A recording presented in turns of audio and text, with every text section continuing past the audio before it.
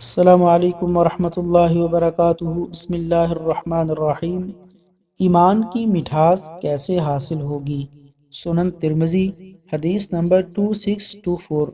سیدنا انس رضی اللہ عنہ فرماتے ہیں کہ نبی کریم صلی اللہ علیہ وسلم نے فرمایا، تین خصلتیں ایسی ہیں کہ جس میں یہ پیدا ہو جائیں اس نے ایمان کی مٹھاس کو پا لیا۔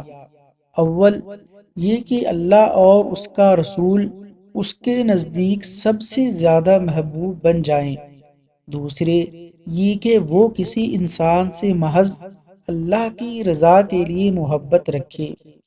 تیسرے یہ کہ وہ کفر میں واپس لوٹے جانے کو ایسا برا جانے جیسا کہ وہ آگ میں ڈالے جانے کو برا جانتا ہے۔